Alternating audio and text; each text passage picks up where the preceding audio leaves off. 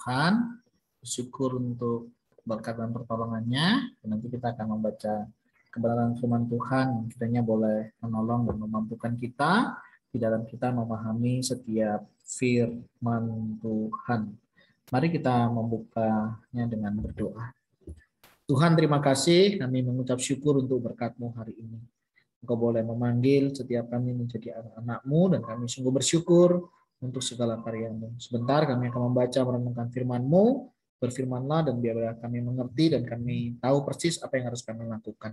Di dalam nama Tuhan Yesus Kristus kami berdoa. Amin. Saudara yang dikasihi dan mengasihi Tuhan, hari ini kita akan belajar dari satu kebenaran firman Tuhan yang diambil dari kitab Matius. Kita akan belajar dari kitab Matius pasal yang ke-21 ayat 28 sampai 46. Oke, 28 ya. Kita akan belajar dari Matius 21 ayat 28 sampai 30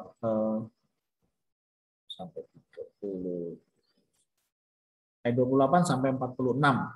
Ya. Tetapi apakah pendapatmu tentang ini? Seorang mempunyai 2 anak laki-laki. Dia pergi kepada yang sulung dan berkata, "Anakku, pergi dan bekerjalah hari ini dalam kebun anggur." Jawab anak itu, "Baik, baik Bapak," tetapi ia tidak pergi. Lalu orang itu pergi kepada anak yang kedua dan berkata demikian juga. Dan anak itu menjawab, "Aku tidak mau." Tapi kemudian ia menyesal, lalu pergi juga. Siapakah di antara kedua orang itu yang melakukan kehendak ayahnya? Jawab mereka, "Yang terakhir." Kata Yesus kepada mereka, "Aku berkata kepadamu, sesungguhnya pemungut-pemungut cukai dan perempuan-perempuan sundal akan mendahului kamu masuk ke dalam kerajaan Allah. Sebab Yohanes datang untuk menunjukkan jalan kebenaran kepadamu dan kamu tidak percaya kepadanya. Tetapi pemungut-pemungut cukai dan perempuan-perempuan sundal percaya kepadanya. Dan meskipun kamu melihatnya, tetapi kemudian kamu tidak menyesal dan kamu tidak juga percaya kepadanya. Dengarkanlah suatu perumpamaan yang lain. Adalah seorang tuan tanah membuka kebun anggur dan menanam pagar sekelilingnya. Ia menggali lubang tempat memeras anggur dan mendirikan menara jaga di kebun itu. Kemudian ia menyewakan kebun itu kepada penggarap-penggarap, lalu berangkat ke negeri lain. Ketika hampir tiba musim petik, ia menyeru hamba-hambanya kepada penggarap-penggarap itu untuk menerima hasil yang menjadi bagiannya.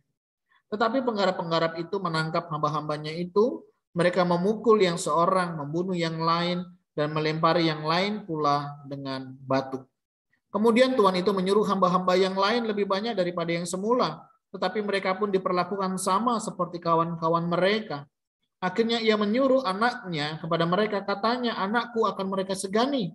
Tetapi ketika penggarap-penggarap itu melihat anaknya itu, mereka berkata seorang kepada yang lain, "Ia adalah ahli waris. Mari kita bunuh dia supaya warisannya menjadi milik kita." Mereka menangkapnya dan melemparkannya keluar kebun anggur itu, lalu membunuhnya. Maka apabila tuan kebun anggur itu datang, apakah yang akan dilakukannya dengan penggarap-penggarap itu? Kata mereka kepadanya, "Ia akan membinasakan orang-orang jahat itu dan kebun anggurnya akan disewakan kepada penggarap-penggarap lain yang akan menyerahkan hasilnya kepadanya pada waktunya." Kata Yesus kepada mereka, "Belum pernah kamu baca dalam kitab suci, batu yang dibuang oleh tukang-tukang bangunan telah menjadi batu penjuru. Hal itu terjadi dari pihak Tuhan, suatu perbuatan ajaib di mata kita. Sebab itu aku berkata kepadamu, bahwa kerajaan Allah akan diambil daripadamu dan akan diberikan kepada suatu bangsa yang akan menghasilkan buah kerajaan itu. Dan barang siapa jatuh ke atas batu itu, ia akan hancur. Dan barang siapa ditimpa batu itu, ia akan remuk." Ketika imam-imam kepala dan orang-orang Farisi mendengar perumpamaan-perumpamaan Yesus, mereka mengerti bahwa merekalah yang dimaksudkannya dan mereka berusaha untuk menangkap dia.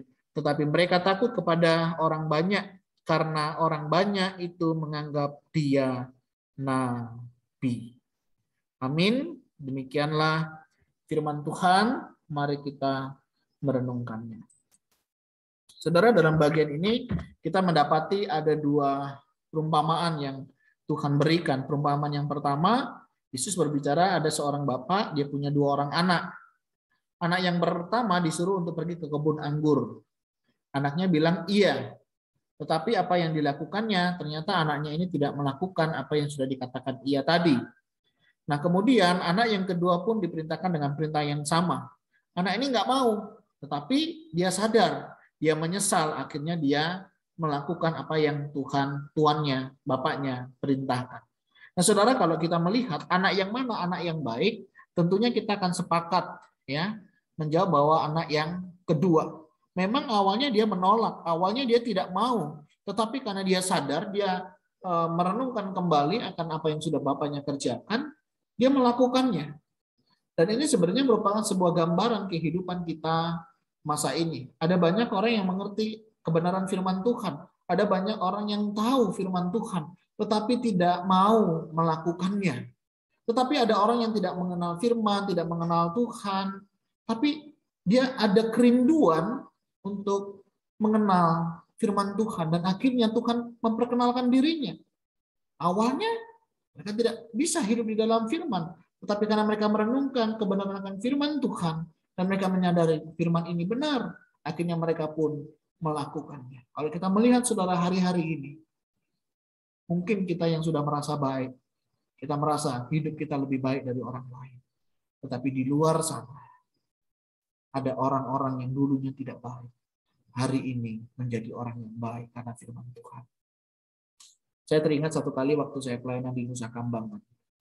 Satu narapidana menyampaikan, apakah Bapak mau bermain dengan kami? Kami mantan penjahat. Dalam hal itu saya ingat, suatu kali saya pelayanan di penjara, saya juga ditanya hal yang sama, dan saya menjawab hal yang sama juga. Bapak enak, mantan penjahat jadi orang baik. Lah kami, bisa jadi hari ini kami baik, tapi kami juga bisa menjadi penjahat. Mantan orang baik. Jadi jahat. Tapi kalau mantan penjahat, berarti dia hidup menjadi orang baik. Nah, saudara, hari-hari ini penuaian terjadi. Orang-orang yang mungkin nggak pernah kita pikirkan, orang-orang yang nggak pernah masuk di dalam pokok doa kita.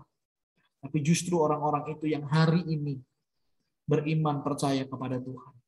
Kita seringkali yang sudah lama di dalam Tuhan, yang merasa diri kita udah nyaman, aman, ya, udah yakin keselamatan, tetapi hidup kita tidak seperti orang yang sudah diselamatkan. Seperti gambaran yang perumpamaan yang kedua, dipercayakan untuk menggarap kebun anggur, tapi apa yang dilakukannya? Dia membunuh bahkan sampai anaknya sendiri. Banyak orang-orang yang mengakunya percaya kepada Tuhan juga melakukan hal yang sama. Tidak menerima utusan-utusan Tuhan. Tidak menyadari akan kebenaran firman Tuhan yang disampaikan. Dia merasa hidupnya sudah lebih baik. Bagaimana dengan kita hari ini, saudara? Apakah kerohanian kita hari ini membuat kita sombong untuk kita tidak lagi hidup sesuai dengan kebenaran firman Tuhan? Atau kita menjadi orang-orang yang dengan sadar bahwa setiap hari kita membutuhkan Tuhan di dalam kehidupan kita. Mari saudara, kita renungkan di dalam hidup kita hari ini. Jika kita mengaku sebagai anak-anak Tuhan, sudahkah kita sungguh-sungguh mencerminkan bahwa benar kita adalah anak Tuhan yang melakukan apa yang menjadi kehendak-Nya di dalam kehidupan kita?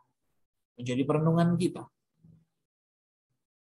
Apa yang sudah kita tunjukkan kepada Tuhan untuk kita benar bahwa kita adalah anak. Tuhan Yesus memberkati. Kita berdoa. Tuhan, terima kasih. Hari ini Kau boleh mengingatkan kami kembali. Seringkali dalam hidup kami tidak menyenangkan hati-Mu. Kami melukai hati-Mu, kami tidak lagi taat, setia kepada-Mu. Tapi ada banyak orang-orang yang baru mengenal Engkau, yang hidupnya dulunya meninggalkan bahkan jauh daripada-Mu. Tapi hari ini mereka justru lebih dekat kepada-Mu, karena mereka menyadari akan hidup mereka. Ampuni ya Tuhan. Tolong kami hidup lebih sungguh-sungguh lagi. Semakin kami mengenal Engkau, semakin kami mencintai Engkau, dan hidup untuk kami serahkan kepada-Mu. Terima kasih Tuhan. Berkati setiap kami yang bergumul akan kehidupan kerohanian kami. Biar kami juga boleh bersungguh-sungguh bergumul akan pertumbuhan iman kami.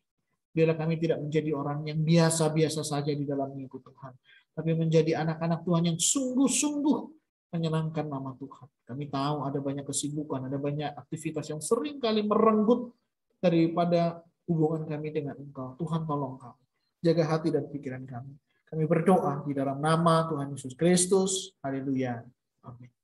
Terima kasih saudara, Tuhan Yesus memberkati kita semuanya. Shalom.